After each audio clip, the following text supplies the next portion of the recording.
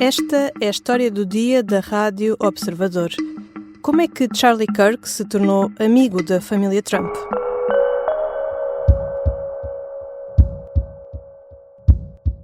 Okay, now 5 is a lot, right? I'm gonna give you some credit. Do you know how many mass shooters there have been in America over the last 10 years? Counting or not counting gang violence? Great. O ativista de direita e influencer Charlie Kirk foi morto esta quarta-feira num encontro com estudantes universitários no Utah, nos Estados Unidos. Kirk tinha 31 anos, era casado, tinha 2 filhos, o mais novo nascido em 2023. Nos últimos anos, tinha ganhado destaque no Partido Republicano, em especial entre a família trumpista MAGA, Make America Great Again. Era visto como alguém que conseguia chegar aos jovens e trazê-los para o movimento. O seu canal no YouTube tinha mais de 4 milhões de seguidores. Era autor de um podcast diário com mais de 3 horas. All right, you guys know how it works. We're going to do questions for a couple hours here. If I really like your answer, you get a hat. We'll be signing hats as well. And God bless you guys. We're going to have a great time. Thank you. A morte de Charlie Kirk foi anunciada na rede social X pelo presidente dos Estados Unidos. O grande, até lendário Charlie Kirk está morto, escreveu Donald Trump. Quem era este jovem influencer? Qual o seu percurso no Partido Republicano? E como é que se tornou próximo da família Trump? Vou falar com José Carlos Duarte, jornalista de internacional do Observador. Eu sou a Teresa Abcacis e esta é a história do dia de sexta-feira, 12 de setembro.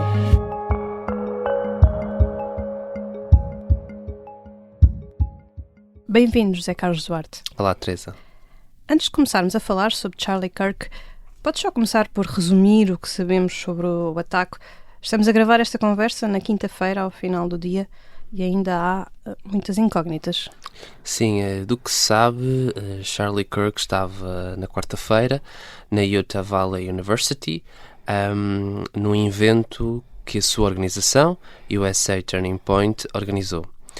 Esta organização faz eventos com universitários, com os mais jovens, e são basicamente debates em que Charlie Kirk debate com qualquer pessoa que apareça lá.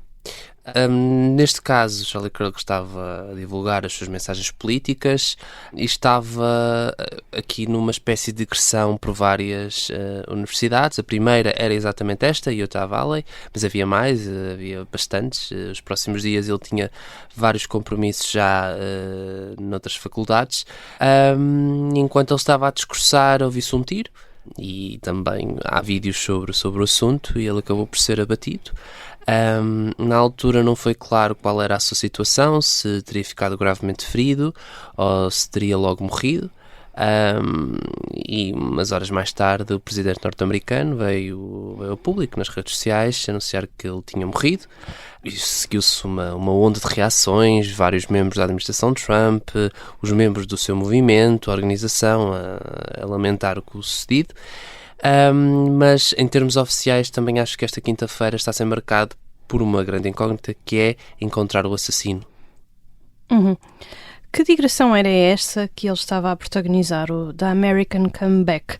Conta-se que no momento em que foi baleado, ele estava a falar precisamente sobre o uso de armas nos Estados Unidos. Sim, este American Comeback, toda a sua organização, tem aqui um pendor conservador, um pendor muito à direita, do que mesmo no espaço político americano ele bebe muita influência das ideias políticas de Donald Trump.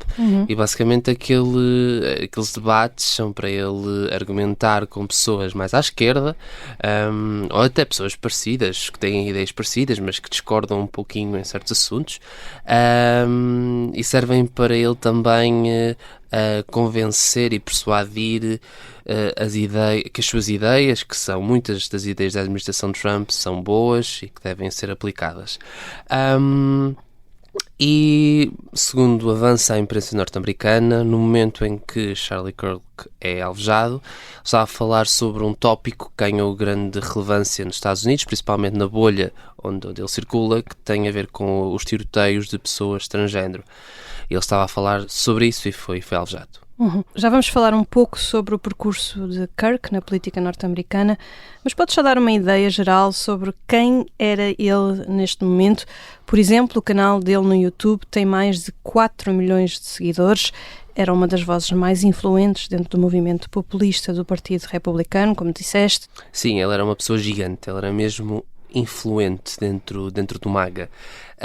A sua influência era mais sentida pelos mais jovens, a sua mensagem também era destinada a pessoas entre os 18, que é a idade que se pode começar a votar nos Estados Unidos, até mais ou menos os 35, principalmente rapazes. Ele participava em muitos podcasts, ele tinha o seu próprio podcast também e era ouvido sobretudo por pessoas do sexo masculino. Um podcast diário de 3 horas. 3 horas bastante longo, em que ele falava sobre tudo, sobre vários assuntos. Isso fez com que ganhasse grande influência no Make America Great Again. Ele também é, eu diria, uma correia de transmissão. Ou seja, ele transmite as ideias da presidência de Donald Trump para a base, mas também eu diria que ele é capaz de transmitir o que a base está a achar para a presidência. Ou seja, ele é uma espécie de intermediário entre os eleitores de Donald Trump e o próprio presidente. E este papel realmente dá-lhe um grande protagonismo dentro do trumpismo. E tinha uma grande influência dentro da Casa Branca. Ele já fez consultoria, ele já ajudou a escolher certos nomes desta nova administração. E, portanto, era alguém efetivamente com grande poder e grande capital político, e que espalhava as ideias de Donald Trump. Havia umas nuances diferentes, mas basicamente eram as ideias do presidente. Já vamos falar melhor sobre o percurso de Kirk dentro do Partido Republicano. Já regressamos à conversa com José Carlos Duarte, jornalista da secção de internacional do Observador. Na segunda parte, contamos como Kirk se tornou num dos rostos do Partido Republicano e até amigo da família Trump. Estamos de regresso à conversa com José Carlos Duarte. O filho de Donald Trump Jr., escreveu no X que tinha perdido um irmão mais novo. Como é que Kirk se tornou tão próximo da família Trump? Como é que tudo começou para ele?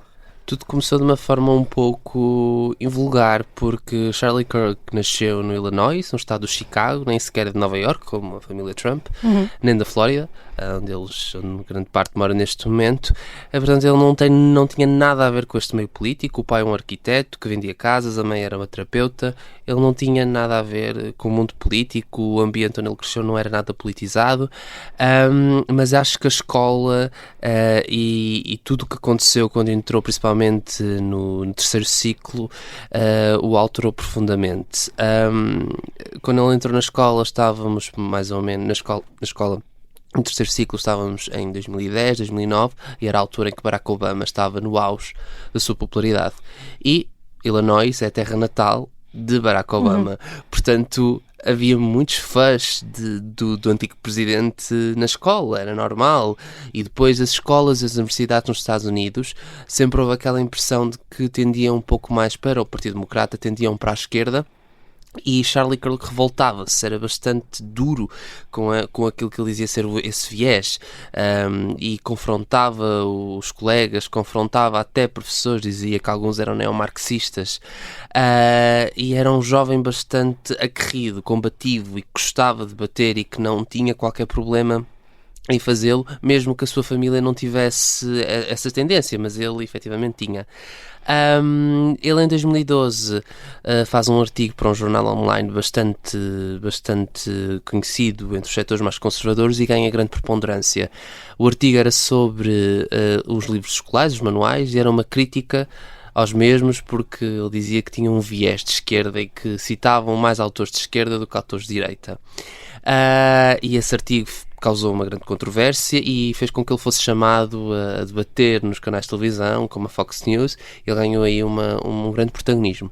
Também na altura convém realçar o Charlie Kirk jovem do do que o influencer em que entretanto se tornou. Exato, não é? Porque ele no início não tinha propriamente ideias nacionais conservadoras, não tinha também como referência Donald Trump, ele tinha outra referência, que era Ronald Reagan, o antigo presidente norte-americano, e podia ser até considerado um libertário, ou seja, o principal foco dele era a economia, a questão de menos Estado, a questão de baixar impostos e também a questão das armas. Ele sempre foi a favor da segunda emenda, de que todos os norte-americanos deviam possuir armas e que isso é um direito constitucional. Depois acabou por conhecer Bill Montgomery, um empresário e ativista do Partido Republicano, que acabou também por ser fundamental no percurso dele. Sim, sem dúvida. Eles conheceram-se durante um evento em que Bill Montgomery ficou muito impressionado pela forma como ele discursava, pela paixão, pelo carisma, pela entrega, porque ele era bastante intenso e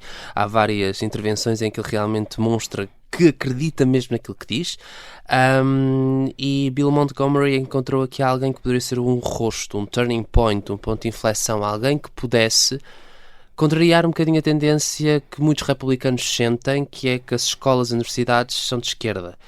E Charlie Kirk podia ser aqui o veículo para que isso se alterasse, para ser este ponto de mudança.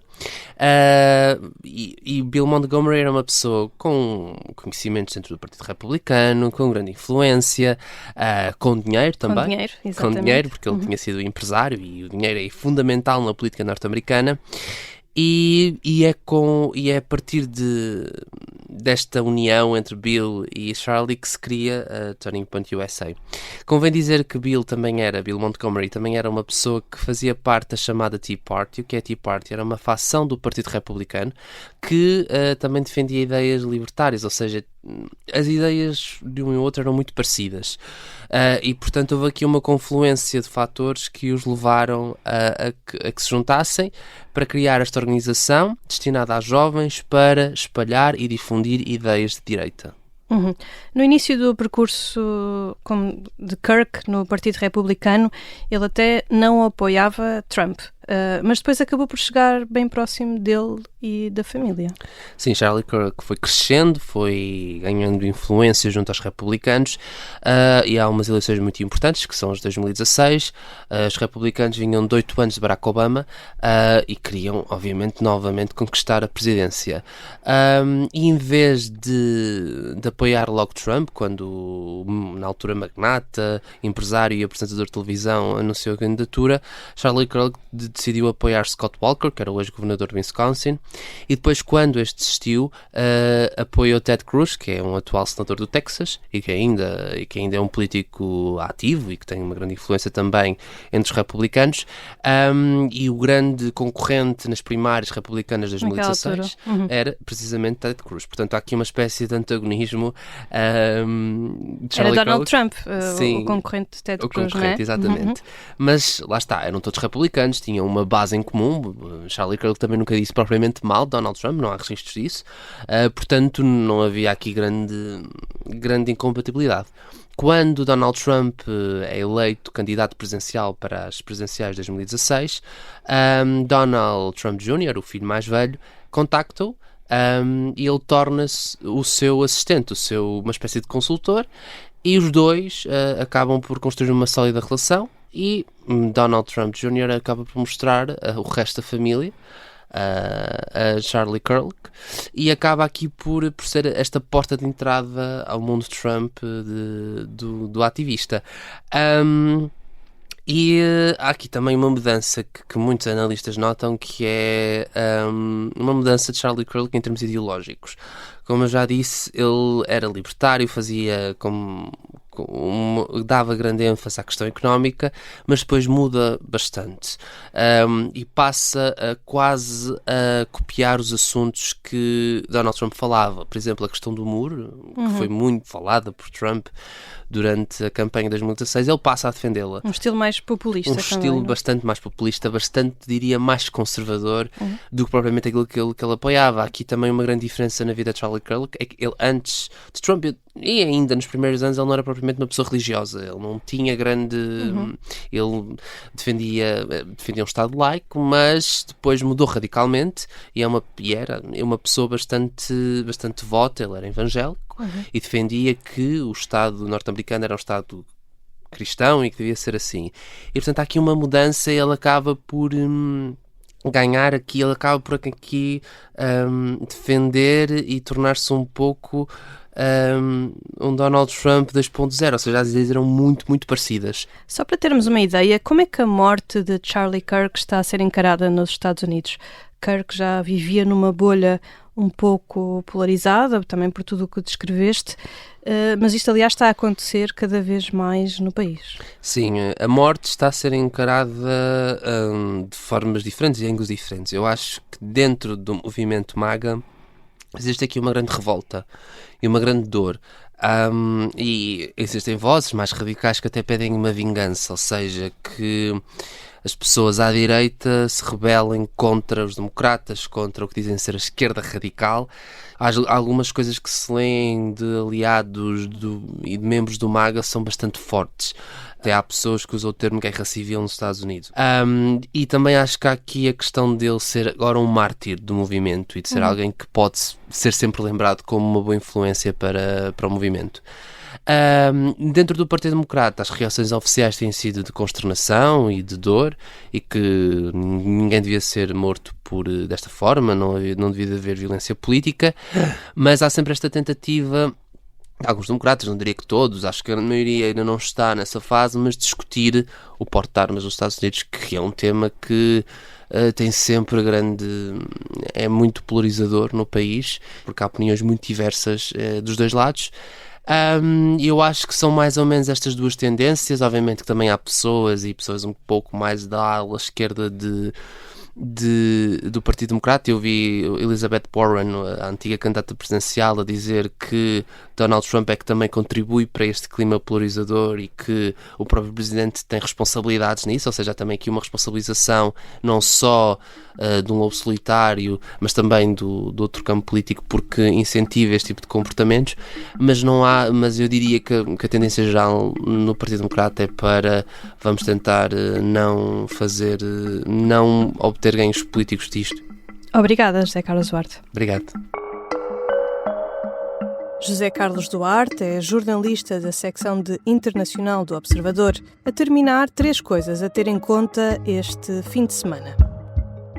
Esta sexta-feira jogam-se as meias finais do Campeonato da Europa de Basquetebol, que decorre na Letónia. Na primeira, a Alemanha defronta a Finlândia. Na segunda, a Grécia e a Turquia disputam um lugar na final, que terá lugar no domingo. Este fim de semana começa também o Campeonato do Mundo de Atletismo, em Tóquio, no Japão, que conta com a maior participação de sempre de Portugal, 32 atletas.